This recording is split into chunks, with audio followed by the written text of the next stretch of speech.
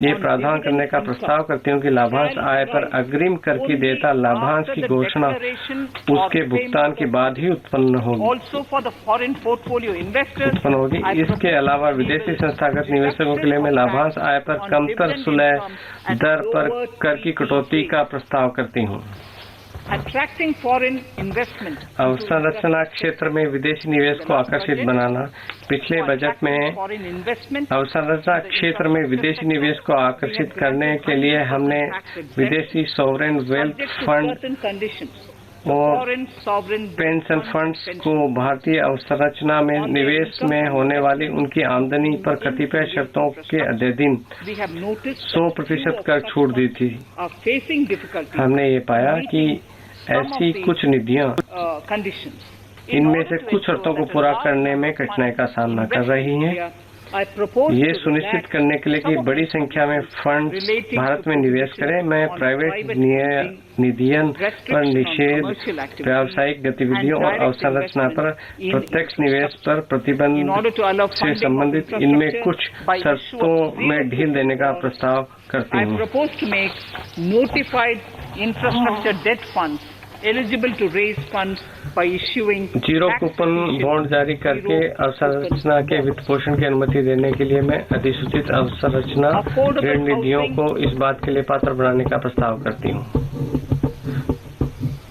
किफायती आवास या किराया आवास। ये सरकार सभी के लिए आवास और किफायती आवास को प्राथमिकता के क्षेत्र के रूप में देखती है। पिछले बजट में मैंने किफायती आवास खरीदने के लिए ऋण के लिए 1.5 लाख रुपए की धनराशि तक ब्याज में अतिरिक्त कटौती का प्रावधान किया था। इस कटौती की पात्रता को एक और वर्ष अर्थात 31 मार्च 2022 तक बढ़ाने का प्रस्ताव करती हूँ। इस तरह 1.5 लाख रुपए की अतिरिक्त कटौती किफायती आवास खरीदने के लिए 31 मार्च 2022 तक के लिए गए ऋणों के लिए उपलब्ध होगी। इसके अलावा किफायती आवास की आपूर्ति बनाए रखने के लिए मैं प्रस्ताव करती हूँ कि किफायती आवास परियोजनाएं और एक वर्ष अर्थात 31 मार्च 2022 तक कर अवकाश का लाभ उठा सकती हैं। हम उम्मीद करते हैं कि प्रवासी मजदूरों के लिए किफायती किराए के आवास की आपूर्ति को बढ़ावा मिलेगा। इसके लिए मैं अधिसूचित किफायती किराया आवास परियोजनाओं के लिए कर में छूट की अनुमति देने का प्रस्ताव करती हूँ। Tax incentives to IFSC। जैसा कि मैंने इस भाषण के भाग क में उल्लेख किया, सरकार अंतर्राष्ट्रीय वित्त सेवा केंद्र को IGFT के एक वैश्विक वित्तीय हब बनाने के लिए प्रतिबद्ध है।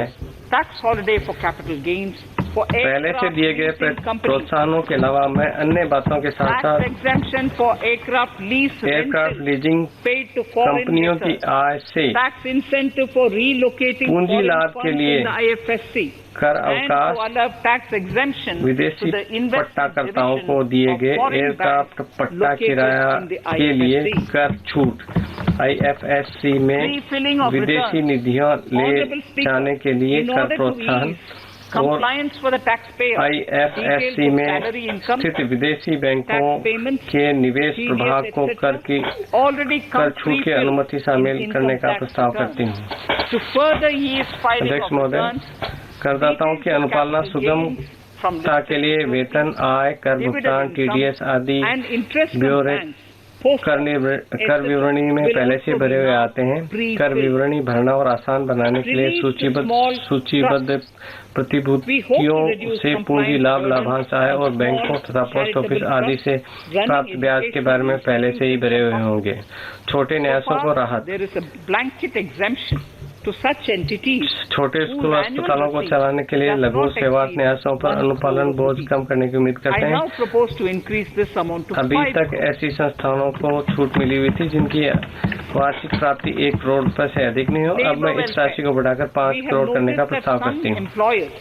श्रमिक कल्याण, हमने पाया है कि कुछ नियोक्ता भविष्य निधि, अधिवर्षता निधि इत्यादि के तहत कर्मचारी अंशदान की कटौती कर लेते हैं, परंतु उन अंशदानों को निर्धारित समय के भीतर जमा नहीं करते हैं। इससे कर्मचारियों को ब्याज का आय की हानि होती है। ऐसे मामलों में जहां नियोक्तावाद में वित्तीय रूप से अक्षम हो जाता है, वहां अंशदान जमा न करने के कारण कर्मचारियों को स्थायी नुकसान हो जाता है। यह सुनिश्चित करने के लिए कि कर्मचारियों का अंशदान समय पर जमा हो, मैं फिर से कहती हूँ कि नियोक्ता द्वारा कर्मचारी अंशदान को विलंब से जमा किए जाने की नियोक्ता की कटौती के रूप में कभी भी अनुमति नहीं दी जाएगी।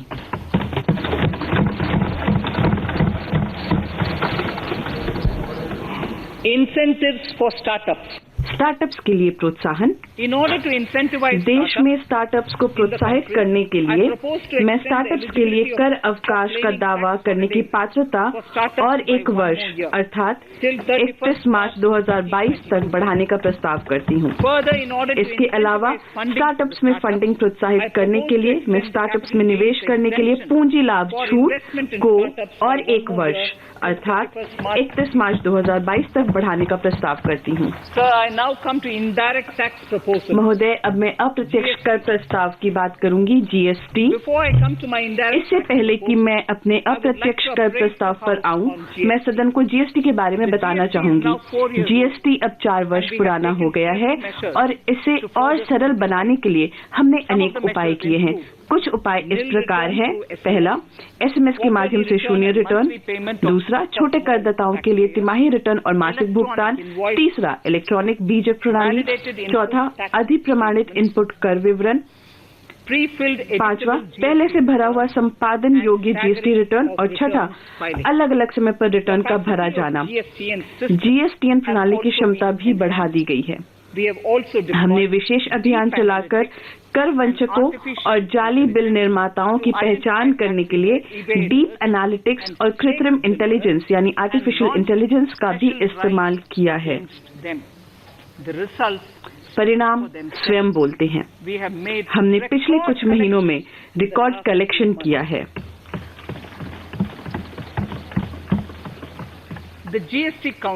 जीएसटी काउंसिल ने बड़े परिश्रम से जटिल समस्याओं का समाधान किया है।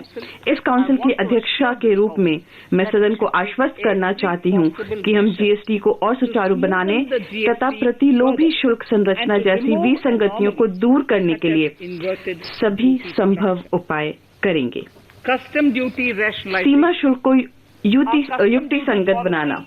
हमारी सीमा शुल्क नीति को 2 उद्देश्य होने चाहिए। पहला, घरेलू विनिर्माण को बढ़ावा देना और दूसरा, भारत को वैश्विक मूल्य श्रृंखला में शामिल होने देना तथा अधिक निर्यात करने में मदद करना। अब कच्ची सामग्रियों की सुलभता तथा मूल्य संवर्धित उत्पादों के निर्यात को आसान बनाने पर जोर दिया जाता है। इस दिशा में पिछले वर्ष हमने 80 पुरानी रियायतों को समाप्त करते हुए सीमा शुल्क संरचना की पूरी तरह से जांच करने का कार्य शुरू कर दिया है। मैं उन सभी लोगों को भी धन्यवाद देती हूं जिन्होंने इस पुनर्विलोकन पर सुझाव देने के लिए क्राउड सोर्सिंग कॉल्स पर बड़े उत्साह से जवाब दिया है। मैं अब इस वर्ष 400 से भी अधिक पुरानी रियायतों की समीक्षा करने का प्रस्ताव करती हूँ। मैं अपने आप को दोहराती हूँ कि मेरा ये प्रस्ताव है कि 400 से भी अधिक पुरानी रियायतों की समीक्षा करने का प्रस्ताव है। हम इसे व्यापक रूप से परामर्श करके करेंगे और 1 अक्टूबर 2021 से हम विकृतियों से मुक्त संशोधित सीमा शुल्क संरचना स्थापित करेंगे। मैं यह प्रस्ताव भी करती हूँ कि अब से सीमा शुल्क में कोई नई रियायत इसके जारी होने की तारीख से 2 वर्षों के बाद 31 मार्च तक वैध होगी। इलेक्ट्रॉनिक एवं मोबाइल फोन उद्योग। घरेलू इलेक्ट्रॉनिक विनिर्माण में तीव्र गति से विकास हुआ है। अब हम मोबाइल और चार्जर जैसी वस्तुओं का निर्यात कर रहे हैं। बृहत्तर घरेलू मूल्य वर्धन के लिए हम चार्जरों के कल पुर्जों और मोबाइल के सब पार्ट्स से कुछ रियायतें वापस ले रहे हैं। इसके अलावा मोबाइल के कुछ कुल पुर्जे शून्य दर से साधारण 2.5% में चले जाएंगे। लोहा और स्टील, लोहा और इस्पात की कीमतों में हाल ही में हुई तीव्र बढ़ोतरी के कारण एमएसएमई और अन्य प्रयोक्ता उद्योगों को काफी आघात पहुंचा है। इसलिए हम गैर मिश्र धातु और स्टेनलेस स्टील के अर्ध एक समान तथा लंबे उत्पादों पर सीमा शुल्क एक समान रूप से 7.5% करके सीमा शुल्क कम कर रहे हैं। धातु का पुनर्चक्रण करने वालों जो अधिकांश एमएसएमई को राहत देने के लिए मैं स्टील स्क्रैप पर शुल्क में 31 मार्च 2022 तक की अवधि के लिए छूट दे रही हूँ। इसके अलावा मैं कुछ स्टील उत्पादों पर एडीडी और सीवीडी का भी प्रतिसंहरण कर रही हूँ। इसके अतिरिक्त तांबा पुनर्चक्रकों को राहत प्रदान करने के लिए मैं तांबा स्क्रैप पर शुल्क 5% से घटाकर 2.5% कर रही हूँ। वस्त्र क्षेत्र रोजगार सृजन करता है और अर्थव्यवस्था में उल्लेखनीय रूप से योगदान देता है। हस्त निर्मित वस्त्र में कच्चे माल की निविष्टियों पर शुल्क को युक्तिसंगत किए जाने की आवश्यकता है। अब हम नायलॉन चेन को पॉलिस्टर और मानव निर्मित अन्य रेशे के बराबर ला रहे हैं। हम कैप्रोलैक्टम, नायलॉन चिप्स और नायलॉन फाइबर पर धागे पर बीसीडी दरों को एक समान रूप से घटाकर 5% कर रहे हैं। इससे वस्त्र उद्योग, एमएसएमई तथा निर्यात में भी मदद मिलेगी। रसायन, हमने रसायनों पर सीमा शुल्क दरों को अंशशोधित किया है ताकि घरेलू मूल्यवर्धन को प्रोत्साहन मिले और प्रतिलोमनों को हटाया जा सके। उदाहरण स्वरूप प्रतिलोमन को ठीक करने के लिए हमने नाफ्ता पर सीमा शुल्क को घटाकर 2.5% कर रहे हैं। सोना एवं चांदी, वर्तमान में सोना और चांदी पर 12.5% सीमा शुल्क लगाया जाता है, जो कि जुलाई 2019 में शुल्क 10% से बढ़ा दिया गया था। इसलिए कीमती धातुओं के मूल्य में तीव्र वृद्धि हुई है। इससे पिछले स्तरों के समीप लाने के लिए हम सोना और चांदी पर सीमा शुल्क को युक्तिसंगत बना रहे हैं। नवीकरणीय ऊर्जा, भाग क्रम में हमने पहले स्वीकार किया कि भारत में सौर ऊर्जा की अपार संभावना है। घरेलू क्षमता तैयार करने के लिए हम सोलर सेल और सोलर पैनलों के लिए चरणबद्ध विनिर्माण योजना अधिसूचित